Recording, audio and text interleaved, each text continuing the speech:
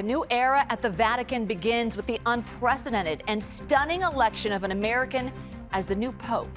And then we saw the white smoke come out, and I thought to myself, this is going to be a historic moment, a historic day. A Chicago-born cardinal ascends to become Pope Leo XIV. I had tears in my eyes. We'll have reaction from Catholics across the Bay Area. I never thought we would see an American pope. It's about time. What they hope to see from the church's new leader, and saving lives by bringing care closer. It's like this was what I was meant to do, is work with this population. We'll introduce you to nurses serving on the front lines of San Francisco's homeless crisis. Plus, the problem here is leadership and common sense. We'll meet some neighbors who say the crackdown on the city's drug markets is just shuffling the problem elsewhere. And later, we'll reconnect with a beloved Bay Area veteran who survived some of World War II's deadliest battles.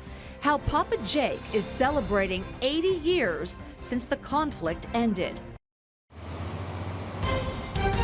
This is CBS News Bay Area with Juliette Goodrich. Good evening. For the first time in history, an American-born pope is leading the Catholic Church. Pope Leo XIV emerged from the balcony above St. Peter's Square and addressed a crowd of thousands at Vatican City. La pace sia con tutti voi. Those very first words as pontiff, peace be with you, in Latin. Pope Leo's election by the College of Cardinals stunned the world. Experts viewed the 69-year-old as a long-shot candidate. But on just the second day of the conclave, he was able to get the votes of at least 2/3 of the 133 cardinals. So what do we know about Pope Leo? Well, he was born Robert Prevost and grew up in Chicago. He earned a math degree from Villanova University in Philadelphia, and he spent much of his career in Peru, working for nearly 20 years as a missionary to some of the country's poorest people. Pope Francis elevated him to cardinal in September of 2023. And you saw the crowds at the Vatican. Catholics here in the Bay Area almost universally had the same reaction: complete shock and a newfound sense of pride. Devin Feely spoke with South Bay leaders and parishioners about what the moment means to them. I was very happy and I'm rejoicing indeed. At San Jose's Five Wounds Church, there were prayers for the new pope. When the curtains opened and the first American pope was announced, I had tears in my eyes. For Father Antonio Silveira, the selection of an American pope was history-making and emotional.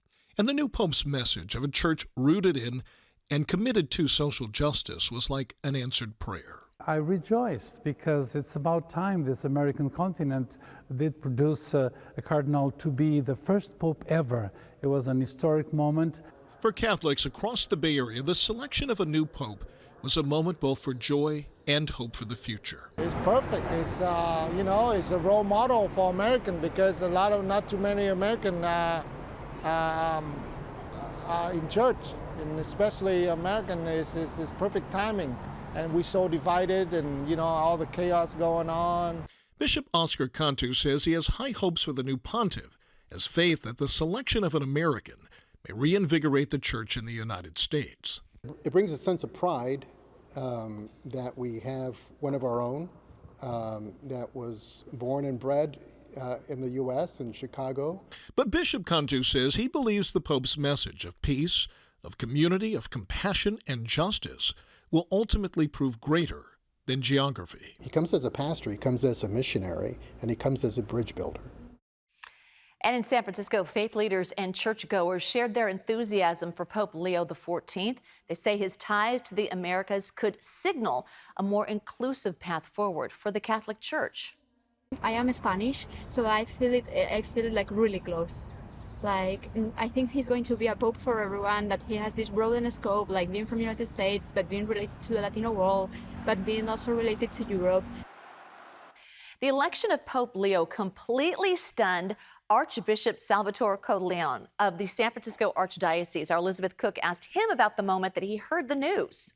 First of all, surprised when I heard there was white smoke. I honestly thought this was going to take at least another day, maybe even into next week, because the cardinals needed more time to I thought, to kind of get to know each other.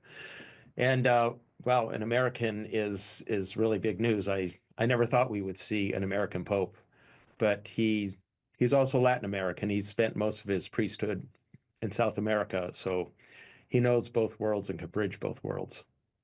What do you think of his selection? What does that say about the future path of the church and whether this marks an abrupt change from Pope Francis, do you think? I sensed a definite vision of continuity and stability.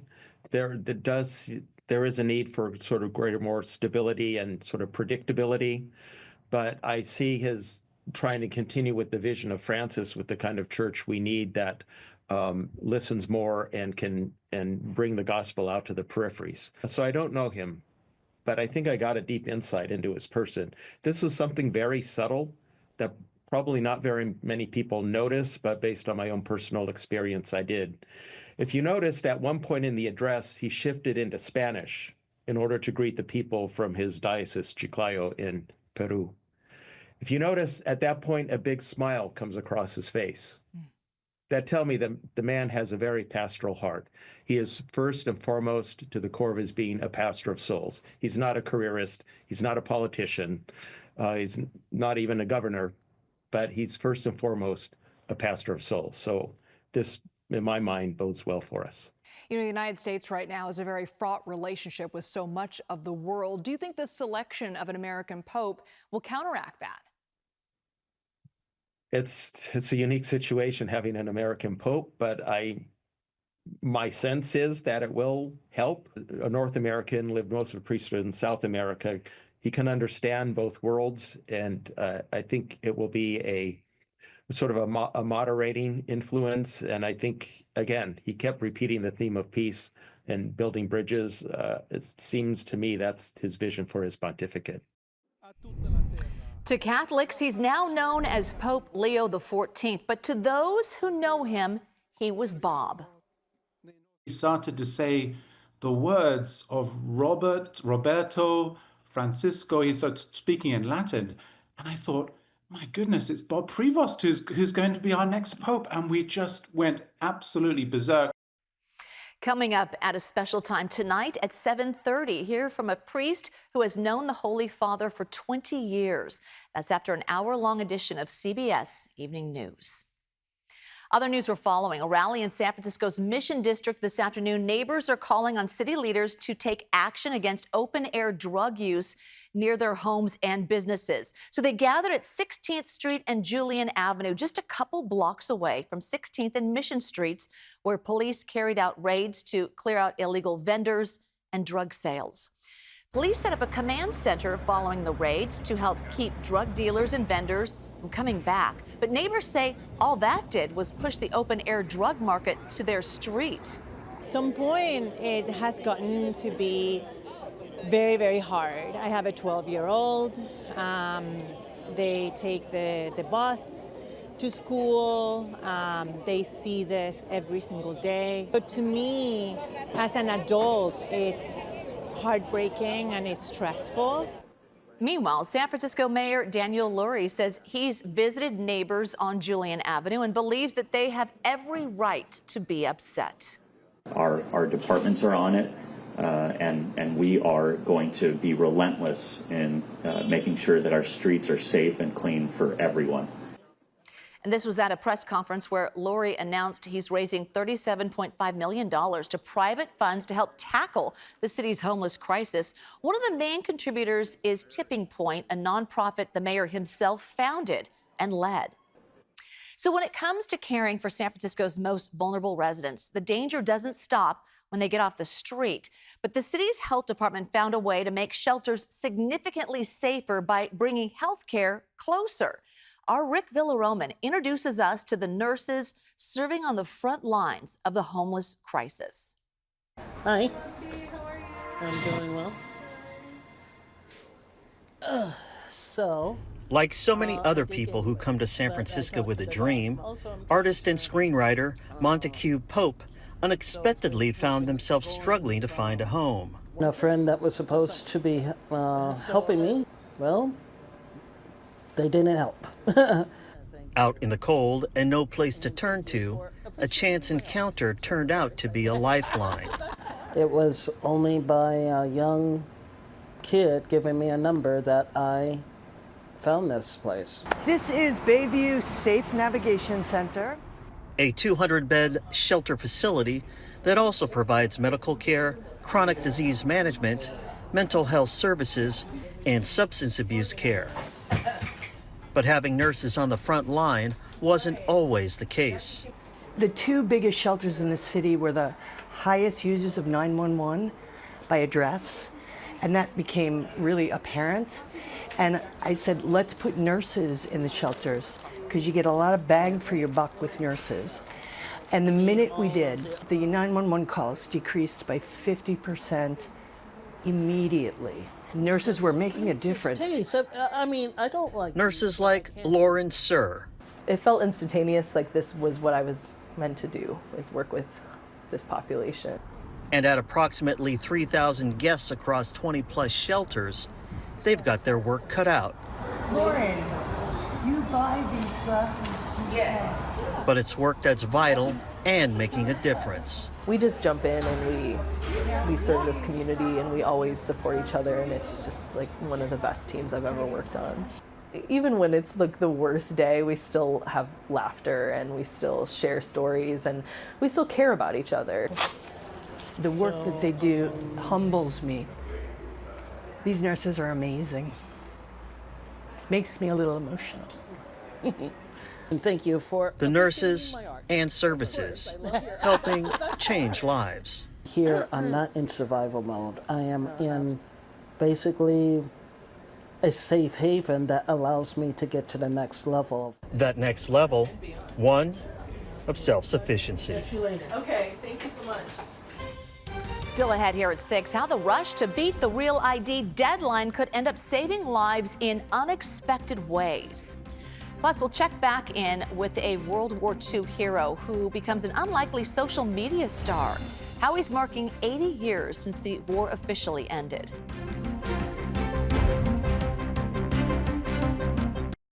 The Real ID deadline is come and gone, and health groups are hoping the rush to get one could lead to a spike in organ donor signups. So according to Donate Life America, more than 90% of organ donor registrations come through the DMV.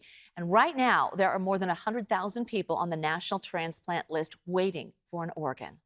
For everybody waiting in line at the DMV, you might be a little tired, you might be a little frustrated, but you can do some really good work and make a plan to one day save up to 8 people's lives. The DMV says more than 19 million Californians have a Real ID. If you already have yours, you can still register to be an organ donor. Just head to donatelife.net. 80 years ago today, the United States celebrated the end of World War II. Victory in Europe Day, or VE Day, marks the date Nazi Germany surrendered to the Allied forces. One East Bay veteran had a front row seat to some of the war's deadliest and most notorious battles. And he told our Len Ramirez he hasn't taken a single day for granted since. Hello there. Hello. It's not every day that you get to meet an authentic American hero, but that's what happened when I walked into the Martinez home of 102-year-old Jake Larson. I'm Papa Jake. Very nice to meet you. You have a very strong grip there. Papa Jake calls himself a farm boy from Hope, Minnesota. He's not only one of the oldest living veterans of World War II, he's also a combat survivor of some of the most deadly battles of the war in Europe. And today his health is good and his memory sharp on this, the 80th anniversary of America's victory in Europe, a victory he helped to win. What does VE Day mean to you? Elation. And proud of what we'd done. So many of the guys didn't get to be proud. They were dead. A whole bunch of my friends,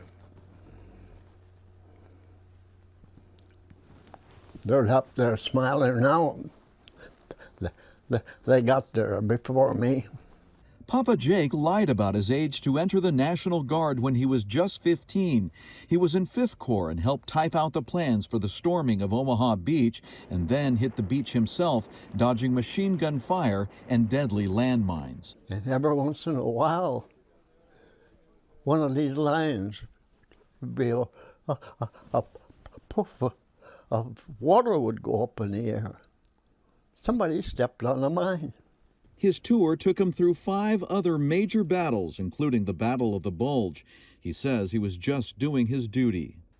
I don't think we're any wiser than anybody else, or braver than anybody else.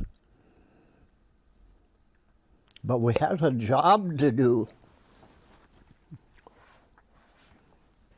Hitler was ruining the world.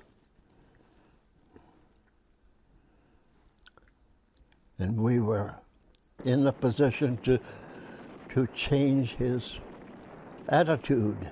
Papa Jake returned to the U.S. after the war, got married to his sweetheart Lola, and started a family.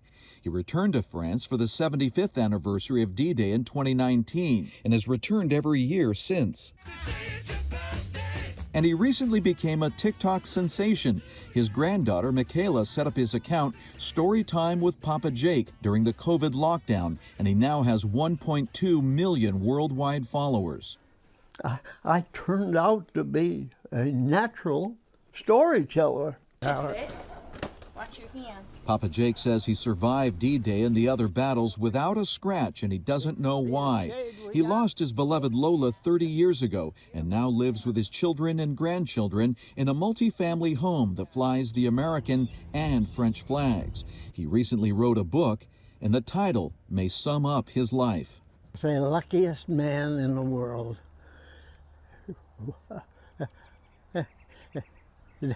That's me. This is where he will live out the rest of his life.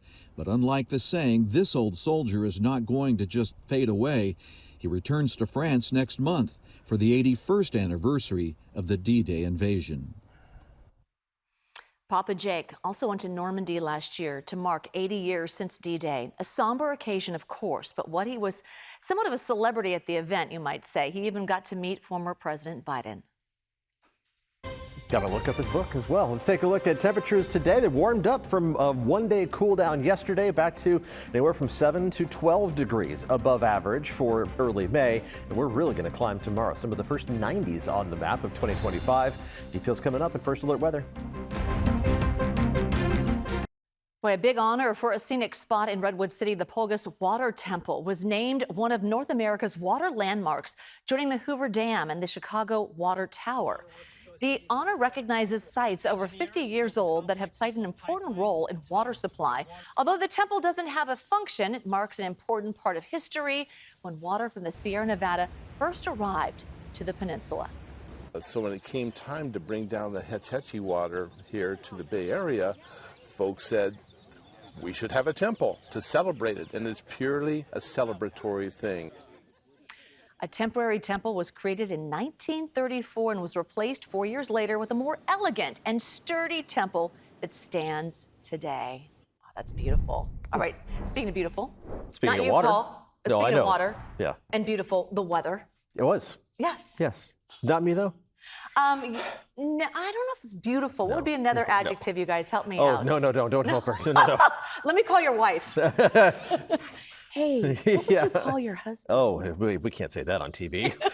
Let's take a look at what's happening weather-wise. The warm weather pattern that settled back in today is going to continue as we finish the work week tomorrow. Here's the look from space, the current satellite perspective, and really not much cloud cover anywhere close to the Bay Area, and that's going to remain the case again tomorrow. The weight of the atmosphere on top of us really suppressing the development of even substantial fog, other than right along the coast as we head into early tomorrow morning. So clear skies, warm temperatures, going to be sticking around for another day tomorrow. Let's take a look outside and what things look like at the moment. Blue skies overhead from the Mark Hopkins Hotel. Still have that onshore breeze, though, and that's definitely impacting temperatures around the bay. 62 degrees currently in San Francisco. 70 degrees, though, across the bay in Oakland. A few degrees above normal today.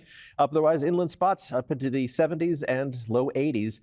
currently, but a lot of inland spots did manage to make it up into the mid-80s this afternoon, taking a big jump from the cooler and breezy conditions that we had yesterday. Let's take a look at the fog, what little there is as we head through the rest of tonight. We'll switch over to the local map, and you're not going to see a lot in the first frames of the simulation from Futurecast because we're not really going to have a whole lot of fog, even along the coast and around the Golden Gate, until well after midnight. Then we start to see a little bit developing, same thing for the North Bay, but it's not going to develop in time, and it's going to be such a compressed marine layer, it's not going to be able to overcome any of the terrain barriers for the Bay Area and make its way into those inland valleys. So once the sun comes up, it's not going to have to expend any energy burning off the fog. It's going to go right into warming up our temperatures, and they are going to warm up in a hurry. Here's a look at those forecast highs for tomorrow. We'll start with the South Bay, where temperatures are going to reach up into the mid-80s in San Jose, close to 90 in Los Gatos, and into the low 90s in Morgan Hill. Some of the first 90s that we put on the map so far this year. Widespread low 90s east of the Oakland Hills. 91 degrees in Livermore is hot for early May, but it's not record-setting. Record is 97 degrees for tomorrow. More of a modest warm-up near the water. Low 70s for San Francisco, upper 70s for Oakland, low to mid-60s along the coast, with temperatures in the North Bay mostly reaching up into the low to mid-80s, but some of the warmer spots farther to the north touching 90 degrees around Healdsburg by tomorrow afternoon. Dog walking forecast for tomorrow, as it is every Thursday, is brought to you by an adoptable dog from the East County Animal Shelter. This is Nala, who is going into the weekend with one ear at attention and one ear at ease. She can do whatever she wants. Temperatures are going to be a little too warm inland for a substantial dog walk tomorrow, so something to keep in mind as we get closer and closer to summertime. Start thinking about getting them out for a walk early in the day. She can wait in the air conditioning for a forever family to find her. We'll have adoptable details up on social media as soon as this weathercast is over. Winds are going to pick up as we head into the end of the work week and into the weekend, specifically on Saturday. The onshore breeze gets a little bit stronger, and that'll knock our temperatures down a little bit, knock our temperatures down a lot from Sunday to Monday. Only low 60s for inland high temperatures on Monday, and that corresponds to our best chance of rain that's going to be heading our way as early as late Sunday night, more likely by Monday into Monday night. Here's a look at the 7-day forecast, and let's start at the coast where temperatures are going to warm up. Let's get the map out of the way here. Temperatures are going to warm up into the mid-60s tomorrow, and then not really warming up much at all by Sunday and Monday, and that's going to be a similar trend for temperatures Bayside, going down and then back up. 7-day forecast for the Bay shows temperatures in the neighborhood of 80 degrees tomorrow, but then barely cracking 60 degrees by Monday. And farther inland, that's where temperatures are really going to plummet. Showed you the 10-day forecast for Livermore. Let's just focus on the next 7 days and kind of average things out. Only in the 60s for highs on Monday, along with that chance of showers, but we should be back to near normal by the middle of next week. Jules? Paul, thank you. When we come back, the creative way one Bay Area Catholic school got students invested in this year's conclave. We've talked so much tonight about the utter and complete surprise it was for an American-born cardinal to become the next pope. So we went out to Concord's De La Salle, the all-boys Catholic high school known for its powerhouse football program. But this week, a different competition on campus. Some students were told to pick one of the 133 cardinals in the conclave and make a papal prediction. Actually, in our campus ministry office, we put up on the walls all of their pictures, and they said who they think and why they think it would be this pope or that pope, and this cardinal or that cardinal to be pope. And none of their selections were the one who was selected, so caught us off guard. Wow. Though it was a surprise, the students and faculty we spoke with say they have faith Pope Leo was the right choice. A special hour-long edition of CBS Evening News is next on KPIX. Local news continues on our streaming service, CBS News Bay Area. We're back right here at 7:30 with more news for you right then. See you then.